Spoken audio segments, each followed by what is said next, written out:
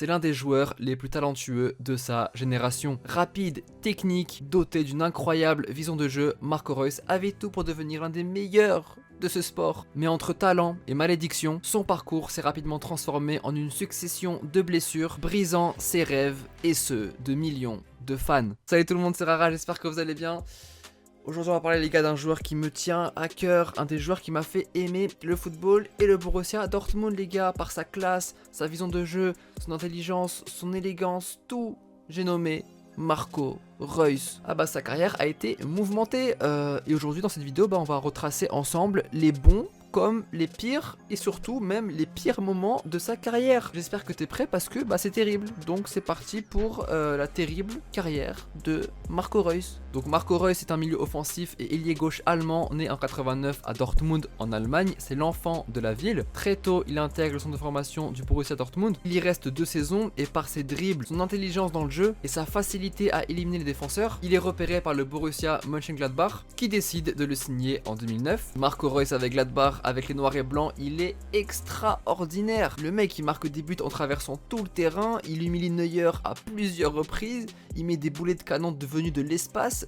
Vraiment sa saison 2011-2012 elle est phénoménale. Marco Reus version 2011-2012, toutes compétitions confondues, c'est 21 buts et 14 passes D. Des statistiques folles qui lui permettent d'être élu en 2012 meilleur joueur de la Bundesliga ainsi que footballeur allemand de l'année. Et admiré par toute l'Allemagne en 2012, il signe où? Forcément à Dortmund, dans son club de cœur, il réalise son rêve et tout est parfait pour qu'il passe un cap dans sa carrière. Il arrive dans une équipe qui est confirmée, championne d'Allemagne à 2 reprises avant son arrivée, 2011 et 2012. Le Borussia Dortmund est l'équipe du moment avec des joueurs comme Lewandowski, Götze, Hummels, Gundogan, bref, vous connaissez l'équipe de vous, c'était l'une des équipes les plus excitantes en Europe. Et surtout, et pourquoi on la connaît? Parce que cette équipe joue la Ligue des Champions. Et c'est l'occasion pour Marco Reus de prouver ce qu'il peut faire en Europe. Dortmund est dans une poule avec le Real Madrid, City et l'Ajax. Marco Reus s'illustre avec 3 buts en phase de poule, dont un très beau but contre City. Et surtout un missile contre le Real Madrid.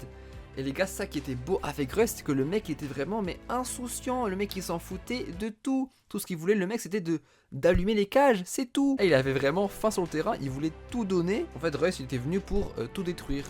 Depuis Gladbach, il est comme ça. Reus s'illustre également en quart de finale contre Malaga, vous savez, le match fou, avec une passe D magnifique pour Lewandowski. Et puis après, son but égalisateur à la 90e minute. Dortmund finira par l'emporter 3-2 grâce à un but de Felipe Santana sur une frappe de Marco Reus. C'était un match historique, on s'en rappelle tous. Et puis Dortmund se dirige du coup vers les demi-finales de la Ligue des Champions. Et il recroise qui? Le Real Madrid. Première manche à domicile, Dortmund atomise, ou plutôt c'est Lewandowski qui atomise à lui tout seul le Real. Le mec c'est pas un Barcelonais pour rien. 4 buts, un quadruplé contre le Real en demi-finale de Ligue des Champions. En vrai je me dis mais comment a-t-il fait?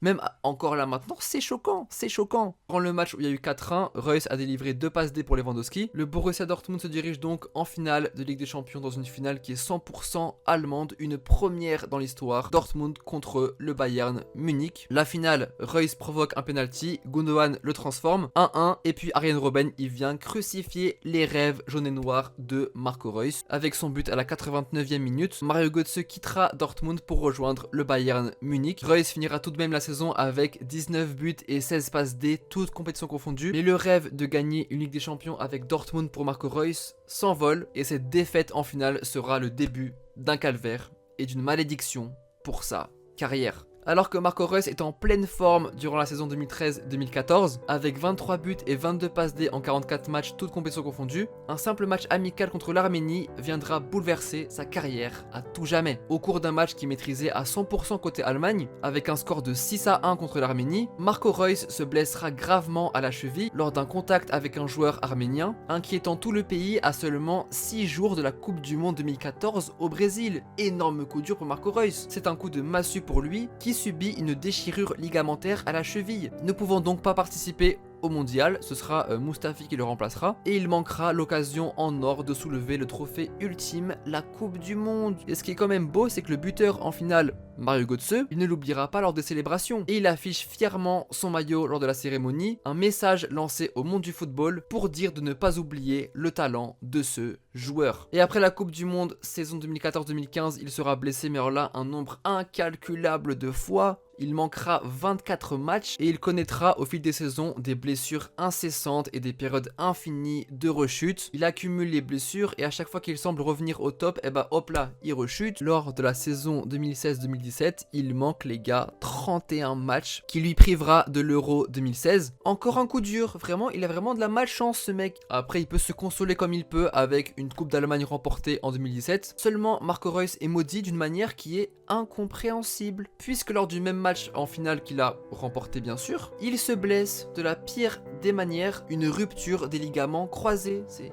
le cauchemar de tout footballeur. Il écartera du football durant 220 jours, donc il manquera un total de 40 matchs. Mais coup de chance pour lui, il pourra enfin disputer un tournoi avec l'Allemagne, la Coupe du Monde 2018, où il a fait un très bon match contre la Suède, un but et une passe D. Malheureusement, l'Allemagne, ancien champion du monde, se fera sortir contre la Corée du Sud en phase de poule.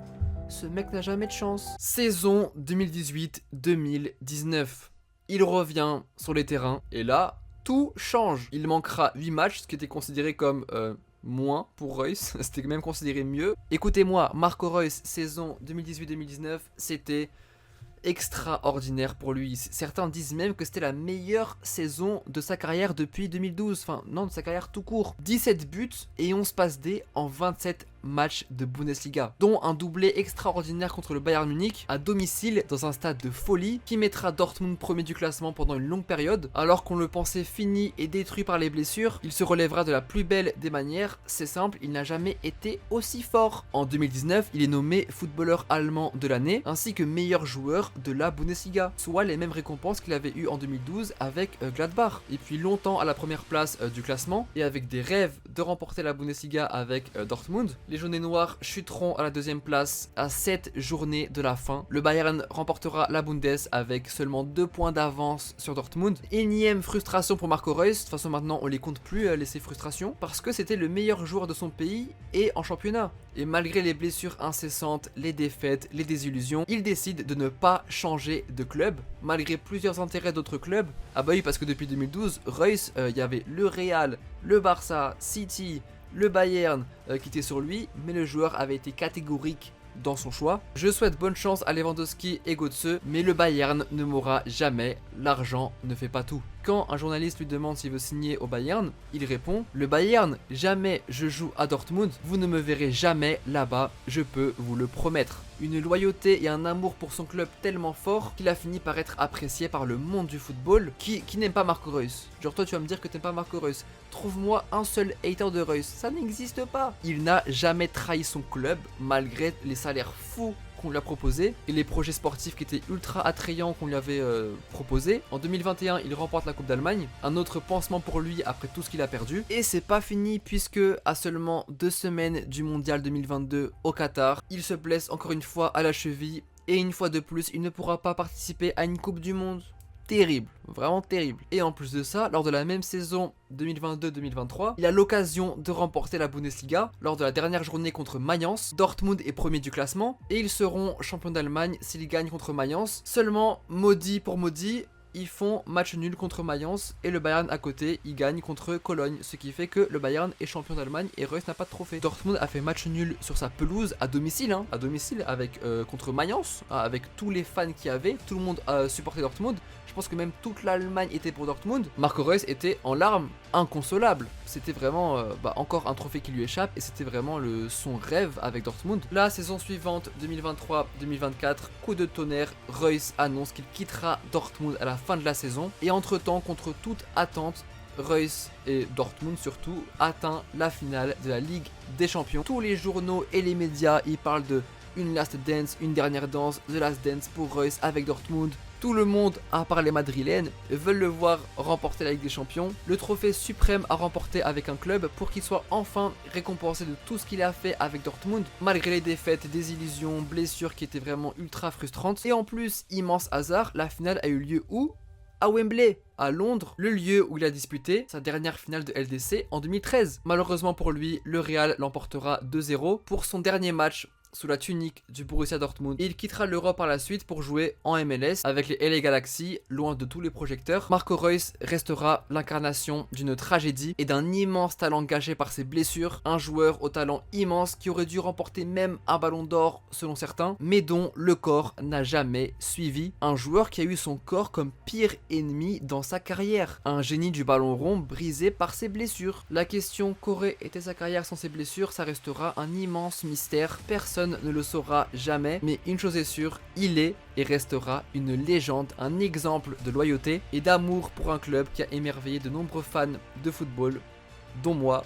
Donc merci Marco Reus, et c'est l'une des raisons, voire la raison qui m'a fait aimer Dortmund, comme d'autres avec, je sais pas moi, Arsenal et Thierry Henry. Des joueurs comme Marco Reus symbolisent pour moi la beauté du football, c'est ce qui se fait de plus rare dans ce sport, et donc merci pour tout Marco Reus, merci capitaine.